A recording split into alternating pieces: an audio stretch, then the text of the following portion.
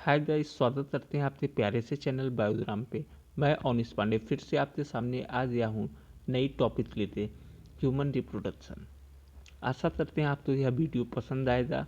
ज़्यादा से ज़्यादा इसको सब्सक्राइब करना ना भूलें, जिससे हमें आगे मोटिवेशन मिलता रहे और मैं और अच्छा कंटेंट आपके सामने लाता रहूँ।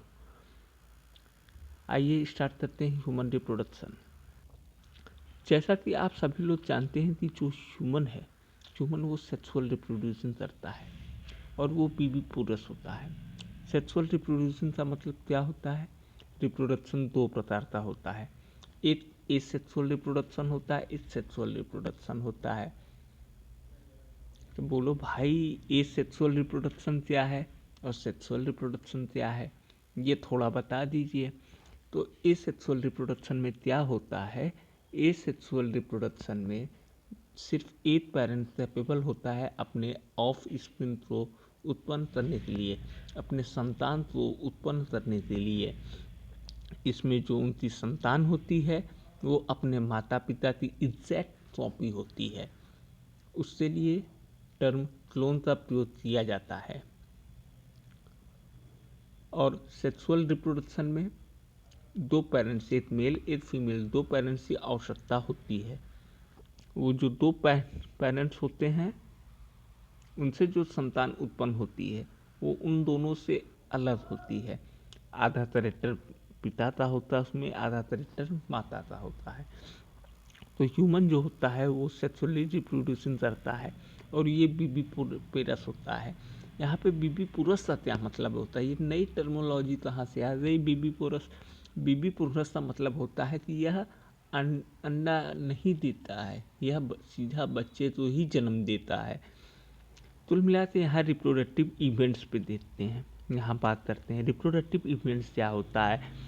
यहाँ पे जो रिप्रोडक्टिव इवेंट्स होता है वो ह्यूमन में, पहला फॉर्मेशन ऑफ गैमेट, मतलब गैमेटोजेनेसिस होता है। गैमेट की फॉर्मेशन होगी। गैमेट मेल में कौन सा गैमेट बनेगा? स्पर्म। और फीमेल में ओवम। गैमेटो यहाँ पे क्या है? गैमेटोजेनेसिस। पहला क्या है? गैमेटोजेनेसिस। गैमेटोजेनेसिस का क्या मतलब हुआ?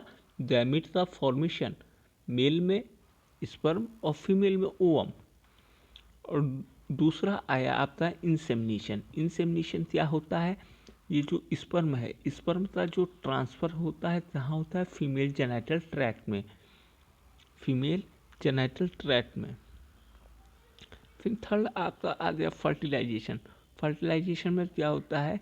इसमें फ्यूजन होता है, मेल और फीमेल गैमेट का इसमें फ्यूजन होता है आपस में, जिससे जब मेल और फीमेल गैमेट, मेल गैमेट क्या होता है? स्पर्म। फीमेल गैमेट क्या होता है? ओवम। मेल और फीमेल गैमेट जब आपस में फ्यूज करेगा तो वो जाइगोट बनाएगा। जाइगोट में कितनी सेल्स होती हैं? जाइगोट में 64 सेल्स होती हैं। इसको आप लोग नोट कर लीजिए तो वहीं अपने एनसीईआरटी में साइड में।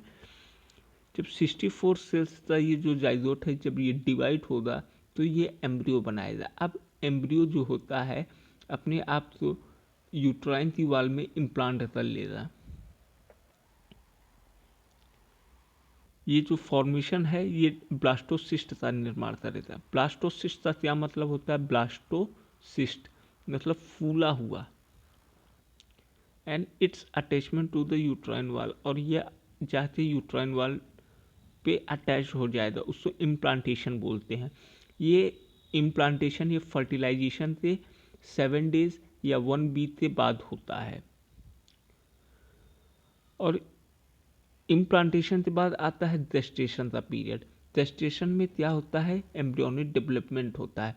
ये 72 वीक्स या 9 मंथ तक ये होता है। फिर उसके बाद आता है पार्चुरेशन। पार्चुरेशन में क्या होता है? Delivery of baby. इसमें लीवर पेन होगा, फिर बेबी की डिलीवरी हो जाएगी। आइए फिर से एक बार सीक्वेंस से देखते हैं। रिप्रोडक्टिव इवेंट में सबसे पहला क्या होता है? गैमेटोजेनेसिस।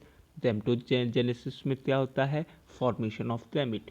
गैमेट का फॉर्मेशन होता है, मेल में स्पर्म और फीमेल में ओवम। फिर उसके बाद क्या होता है? इंसेमिनेशन। इंसेमिनेशन में क्या होता है? इसमें ट्रांसफ़र ऑफ स्पर्म, स्पर्म का ट्रांसफ़र होता है फीमेल जेनाइटल ट्रैक्ट में। फिर होता है फ्यूजन। फर्टिलाइजेशन में क्या होता है, फ्यूजन ऑफ मेल और फीमेल गैमेट। मेल और फीमेल गैमेट का इसमें फ्यूजन होता है। जब मेल गैमेट क्या है, स्पर्म, फीमेल गैमेट क्या है, ओवम। इसका जब आपस में फ्यूजन होता है तो जाइगोट बनेगा। जाइगोट में 64 सेल्स होती हैं। 64 सेल्स अपने आप को डिवाइड करेंगी तो एम्ब्रियो बनाएगा। एम्ब्रियो ये अपने आप को जाती यूट्राइन की वाल में इम्प्लांट कर लेगा।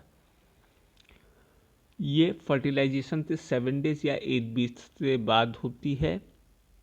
फिर इम्प्लांटेशन के बाद आता है जेस्टेशन। जेस्टेशन में एम्ब्रियोनिक डेवलपमेंट होगा। एम्ब्रियोनिक डेवलपमेंट 72 वीक्स या 9 मंथ तक होगा। फिर होगा पार्चुरेशन। पार्चुरेशन में लीवर पेन होगा। फिर बच्चे की डिलीवरी हो जाएगी। अब आप लोग ने ये जो रिप्रोडक्टिव इवेंट देखा, ये फंक्शन करना तब स्टार्ट होता है प्यूबर्टी के समय।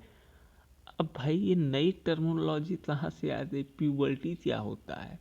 प्यूबर्टी एक ऐसी एज, एक ऐसी अवस्था जिसमें रिप्रोडक्टिव ऑर्गन स्टार्ट फंक्शन, जिसमें रिप्रोडक्टिव ऑर्गन फंक्शन करना स्टार्ट हो जाते हैं और मेल और फीमेल में हार्मोन्स, सेक्स हार्मोन्स ये सब बनना स्टार्ट हो जाता है।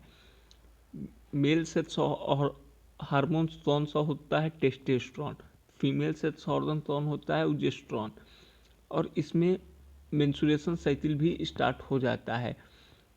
मेंस्ट्रुएशन साइकिल जो स्टार्ट होता है उसको मीनार्की बोलते हैं, और जब मेंस्ट्रुएशन साइकिल बंद होता है उसको मेनोपॉज बोलते हैं। और एक रिमार्केबल डिफरेंस होता है रिप्रोडक्टिव इवेंट में मेल और फीमेल के बीच में। जो स्पर्म का फॉर्मेशन होता है वो मेल में थ्रू आउट लाइफ टाइम, जब तक वो ओल्ड हो जाएगा, हमेशा उसका स्पर्म फॉर्मेशन उसका बंद नहीं होगा। लेकिन फीमेल में ओवम का फॉर्मेशन 50 ईयर्स के बाद बंद हो जाता है।